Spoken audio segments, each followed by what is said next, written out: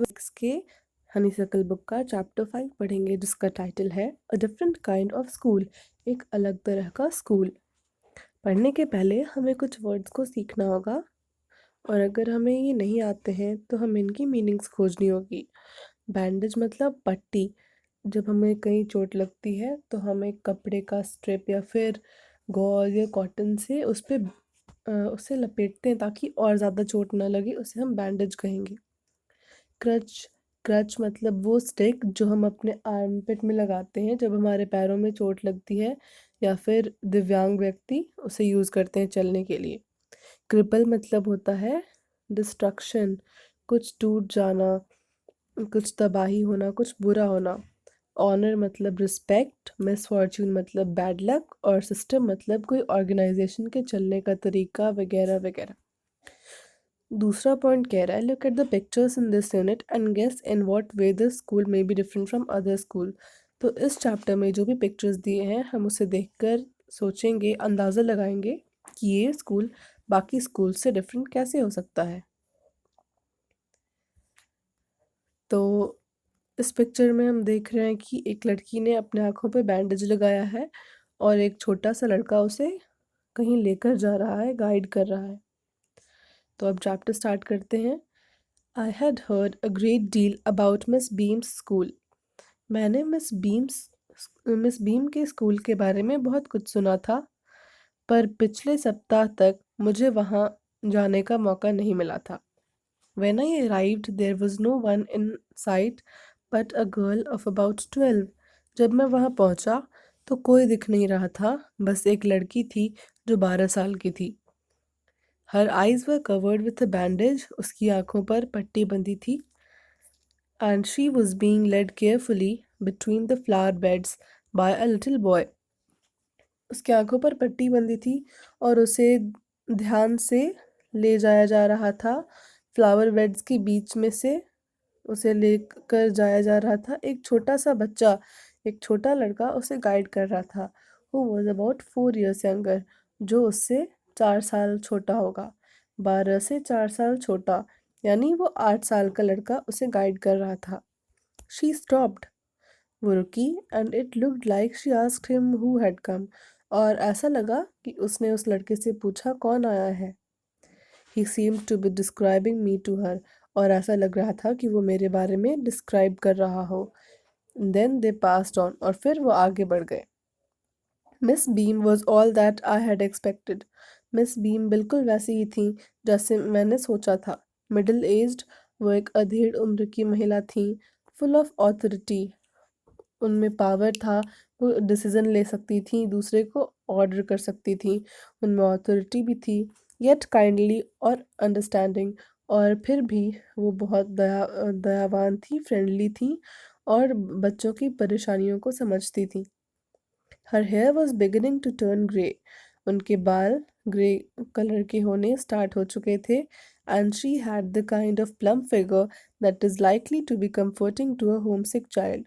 और वो थोड़ी सी प्लम्प थी, थोड़ी सी हेल्दी थी, जिसे देख के उस बच्चे को राहत मिलती हो जो होम सिक है, जिसे घर की बहुत याद आती हो।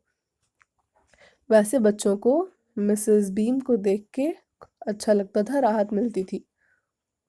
I asked her some questions about her teaching methods.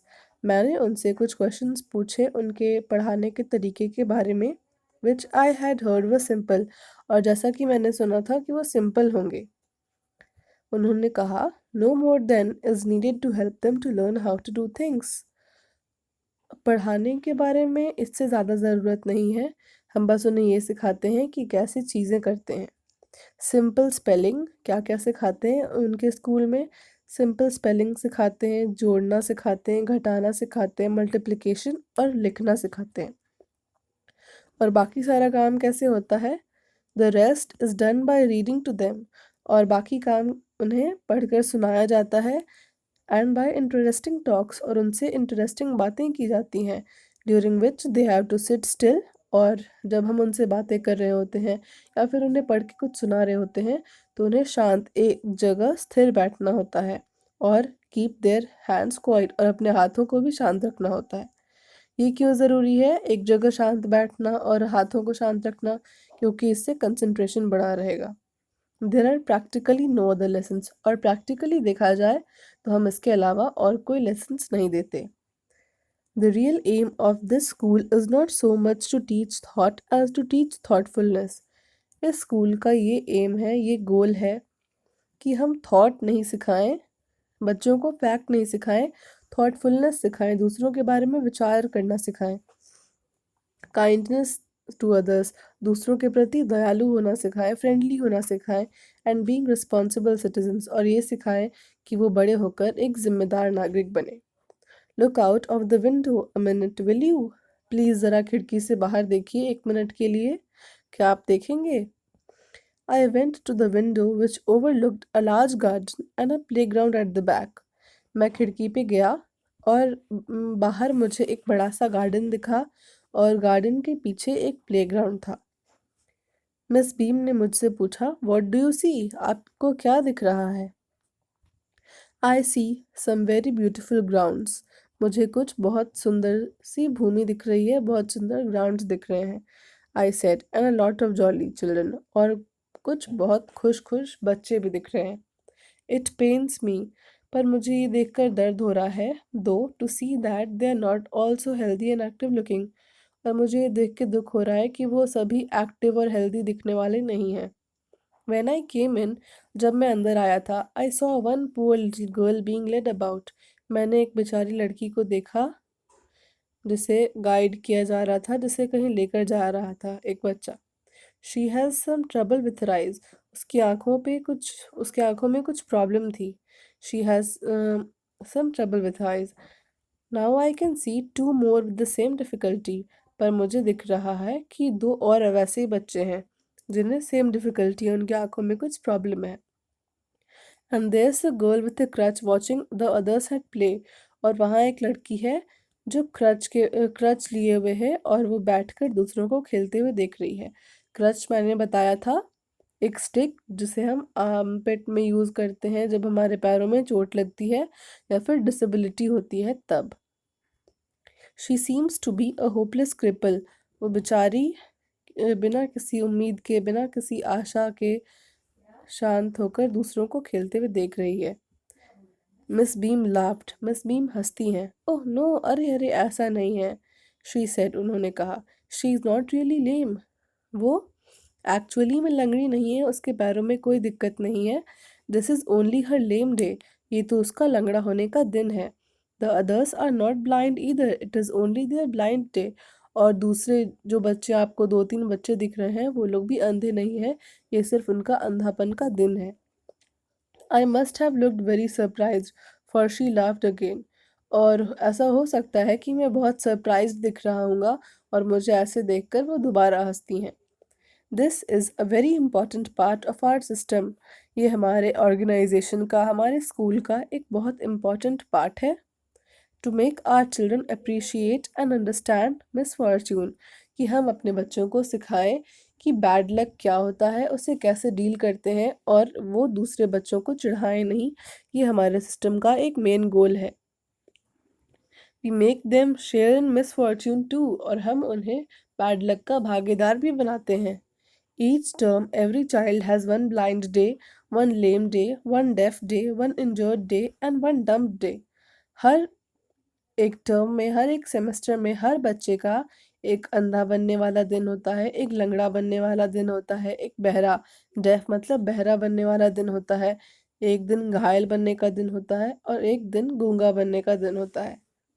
During the blind day their eyes are bandaged absolutely and they are on their honor not to peep. Blind day पे, किसी बच्चे के ब्लाइंड डे पे उसकी आंखों पर पट्टी बांध दी जाती है और ये उनके ऊपर है कि वो झांका झांकी न करें। उनके विल पावर, उनकी प्रॉमिस पे डिपेंड करता है कि उनके अंदर कितनी इच्छा शक्ति है, वो कितना कंट्रोल कर सकते हैं कि वो झांके नहीं। The bandage is put on overnight so they wake up blind. और उन्हें रात में सुलाने से पहले ही बैंडेज बांध दिया जाता है ताकि जब वो सुबह जागे तो उनकी आंखों पर पहले से ही पट्टी बंधी हो और उनका ब्लाइंड डे मॉर्निंग से ही स्टार्ट हो जाए। This means that they need help with everything. और इसका मतलब ये हुआ कि उन्हें हर काम के लिए हेल्प चाहिए होगी। Other children are given the duty of helping them, और बाकी बच्चों को, दूसरे बच्चों को उनकी मदद करने की ड्यूटी दी जाती है, एंड लीडिंग देम अबाउट, और फिर उन्हें इधर से उधर ले जाने की ड्यूटी दी जाती है। They all learn so much this way, और इस तरह से वो सब लोग बहुत सारी चीज़ें सीखते हैं, both the blind and the helpers. और इस तरह से जो बच्चे अंधे बनते हैं वो भी बहुत कुछ सीखते हैं कि अंधों को क्या क्या दिक्कतें होती होंगी, एंड द हेल्पर्स, और हेल्पर्स भी सीखते हैं उनको गाइड करना, उन्हें कुछ भी एक्सप्लेन करना किसी चीज़ के बारे में जो वो देख नहीं सकते। इस तरह से दोनों बच्चों बहुत कुछ सीखते हैं। There is no misery about it, इसके बारे में कुछ भी बुरा नहीं है। Miss Beam continued, Miss Beam ने अपनी बात जो वो समझा रही थी उन्होंने जारी रखा। Everyone is very kind and it is really something of a game, और इसमें सभी लोग बहुत फ्रेंडली हैं, बहुत अच्छे हैं, और ये सच में बिल्कुल एक गेम की तरह लगता है। Before the day is over though, even the most thoughtless child realises what misfortune is, और ऐसा बच्चा जो बहुत रूड हो, बिल्कुल उसे कुछ समझ नहीं आता हो, वो भी ये समझ जाता है कि बैड लक क्या होता है, बैड लक में कितनी प्रॉब्लम होती है। और जब वो ये समझ जाएगा तो वो भी काइंड हो जाएगा, वो भी दयालु, फ्रेंडली हो जाएगा। The blind day is of course really the worst, but some of the children tell me that the dumb day is the most difficult. Blind day तो ऑफ कोर्स सबसे बुरा होता है, पर कुछ बच्चे मुझे मुझे बताते हैं कि डम्ब डे यानी जिस दिन उन्हें गूंगा बनना होता है वो सबसे ज़्यादा डिफ़िकल्ट होता है। We can not bandage the children's mouth, so they really have to exercise their will power. हम उनके मुंह पर तो पट्टी नहीं बांध सकते, इसलिए उन्हें खुद पर कंट्रोल रखना, ये सब उनके कंट्रोल करने की क्षमता पर डिपेंड करता है। Come into the garden and see for yourself how the children feel about it. आप गार्डन में चलिए और देखिए कि बच्चों को इस गेम के बारे में, इस चीज़ के बारे में कैसा फील होता है। Miss Beam led me to one of the bandaged girls. Miss Beam मुझे एक बैंडेज लड़की के पास ले गई जिसके आंखों पर पट्टी बंधी थी। Here's a gentleman come to talk to you, said Miss Beam and left us. और उससे मिस बीम ने कहा कि यहाँ एक जेंटलमैन आए हैं, वो तुमसे बात करना चाहते हैं, और फिर उन्होंने हमें अकेला छोड़ दिया, वो हमें बातें करने के लिए छोड़कर चली गई। Don't you ever peep, I asked the girl. मैंने उस लड़की से पूछा, क्या तुम कभी झांकती नहीं हो? Oh no, she exclaimed, that would be cheating. उसने कहा, नहीं, मैं कभी नहीं झांकती, ये तो चीटिंग हो जाएगी। But I had no idea it was so awful to be blind, पर मुझे इसके बारे में कुछ भी नहीं पता था कि अंधे होने में इतनी परेशानी होती है, इतना बुरा होता है। You can't see a thing, आप एक भी चीज़ नहीं देख पाते। You feel you are going to be hit by something every moment, और आपको ऐसा लगता है कि आप अब किसी चीज़ से टकराने वाले हो, हर पल आपको ऐसा लगता है कि अभी आप किसी चीज़ से टकरा जाओगे। It's such a relief to just to sit down, और कहीं किसी एक जगह पर बैठे रहने पे आपको बहुत राहत मिलती है, शांति मिलती है कि अब हम किसी चीज़ से टकराने नहीं वाले, हमें चोट नहीं लगने वाली। Are your helpers kind to you, क्या तुम्हारे हेल्पर्स तुम्हारी मदद करते हैं, तुमसे फ्रेंडली तरीके से बिहेव करते हैं? फेयरली, हाँ, मिला जुला कर, but they are not as careful as I shall be when it is my turn. हाँ, वो ध्यान तो रखते हैं, पर वो इतने केयरफुल भी नहीं होते जितनी कि मैं दूसरे की ध्यान रखूंगी जब मेरी बारी आएगी तो। Those that have been blind already are the best helpers, और जो लोग पहले ही अंधापन झेल चुके हैं, जिनका ब्लाइंड डे कंप्लीट हो चुका है, वो बेस्ट हेल्पर्स होते हैं, क्योंकि उन्हें पता होता है कि ये परेशानी आएगी, और वो अच्छे से मदद करते हैं। इट इज़ परफेक्टली घासली नॉट टू सी, और ये बहुत बुरा लगता है, बहुत भयानक होता है कि आप देख नहीं सकते। I wish you did try, और अ, मेरी इच्छा है कि आप भी ट्राई करते। Shall I lead you anywhere, I ask, मैंने उससे पूछा कि क्या मैं तुम्हें कहीं छोड़ दूँ, कहीं पहुँचा दूँ? Oh yes, she said, let's go for a little walk. हाँ हाँ, चलिए हम थोड़ी लिटिल वॉक के लिए चलते हैं। Only you must tell me about things, और आपको मुझे कुछ चीज़ों के बारे में बताना होगा। I shall be so glad when today is over, और मैं आज जब आज का दिन ख़त्म हो जाएगा तो मैं बहुत खुश हो जाऊंगी। The other bad days can't be even half bad as this, और जो दूसरे बुरे दिन होते हैं वो इससे इसकी तुलना में तो आधे भी बुरे नहीं होते। मतलब ये सबसे बुरा दिन है, ब्लाइंड डे सबसे मुश्किल है। Having a leg tied up and hopping about on a crutch is almost fun, I guess. और जब आपका एक पैर ऊपर बंधा होता है और आप एक क्रच पे कूदते हुए चलते हो, तो उसमें तो मज़ा आता है, मुझे ऐसा लगता है। Having an arm tied up is a bit more troublesome because you can't eat without help. और जब आपकी एक बाँह को, आपकी एक हाथ को जब बाँध दिया जाता है, तो उसमें कुछ ज़्यादा दिक्कत होती होगी, क्योंकि आप बिना मदद के खा भी नहीं सकते। And things like that. और इसकी तरह मतलब खाने के अलावा भी हाथों से ज़्यादा काम होता है, इसलिए जब हाथ बंधे होते हैं तो ज़्यादा दिक्कत होती होगी। I don't think I mind being deaf for a day, at least not much. मुझे ऐसा नहीं लगता कि जिस दिन मैं बहरी बनूंगी उस दिन मुझे इतनी दिक्कत होगी। कम से कम ज़्यादा दिक्कत तो नहीं होगी, ये मुझे पता है। But being blind is so frightening. पर अंधा बनना इतना भयानक होता है। My head aches all the time just from worrying that I will get hurt. और मेरा सर दुखने लगता है इसी बात की चिंता में कि कहीं मैं किसी चीज़ से टकरा ना जाऊँ, कहीं मुझे चोट ना लग जाए। वैसे वेयर आर वी नाउ? हाँ, अभी कहाँ है? In the playground, I said. We are walking towards the house. हम अभी प्ले ग्राउंड में हैं और हम अभी हाउस की तरफ जा रहे हैं। Miss beam is walking up and down the garden with a tall girl. Miss beam garden में आना जाना कर रही हैं, चल रही हैं, टहल रही हैं एक लंबी लड़की के साथ। What is the girl wearing? My little friend asked. मेरी छोटी दोस्त ने पूछा कि उस लड़की ने क्या पहन रखा है। A blue cotton skirt and a pink blouse.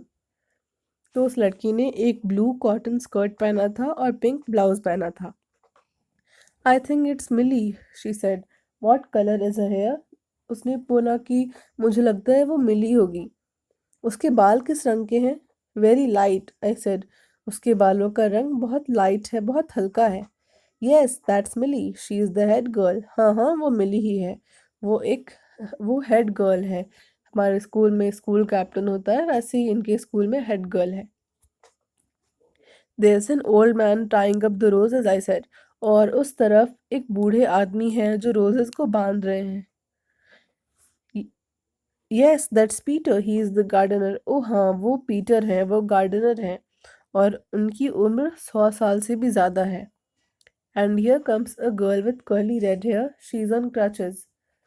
एक लड़की है जिसके बाल रेड हैं और कर्ली हैं और वो क्रचेस पे है। उन्होंने वही आर्मपेट वाली स्टिक ले रखी है।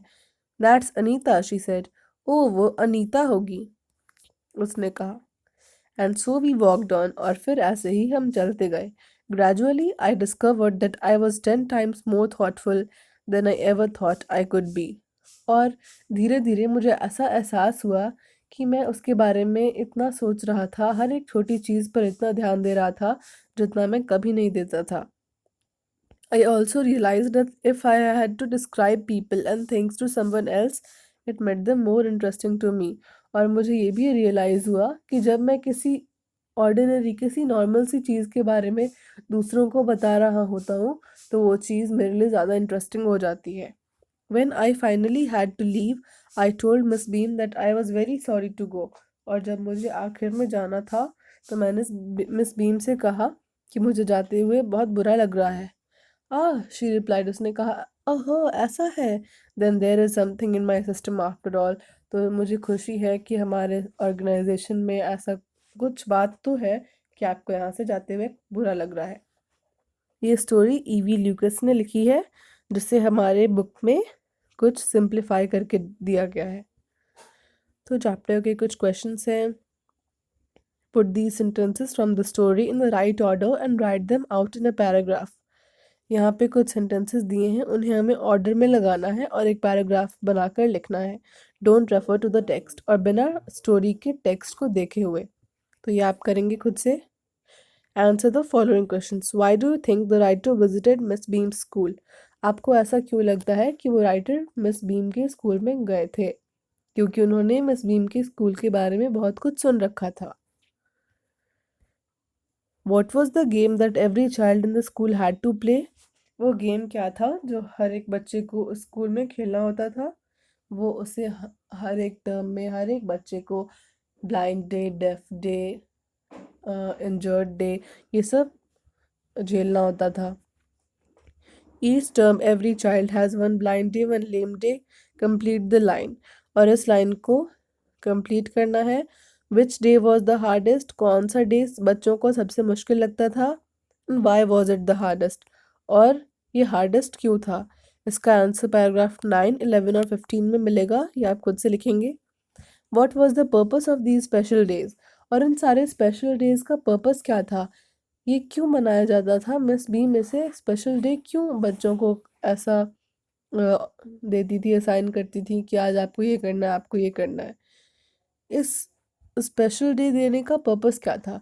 मिस बीम चाहती थी कि हर एक बच्चा थॉटफुल बने, हर एक बच्चा काइंड बने, दूसरों की डिफ़िकल्टी के बारे में सोचे, मिस फॉर्च्यून क्या है ये समझे। आपको इसको इंग्लिश में लिखना है। सो अब ये चैप्टर ख़त्म हो गया। Thanks for watching.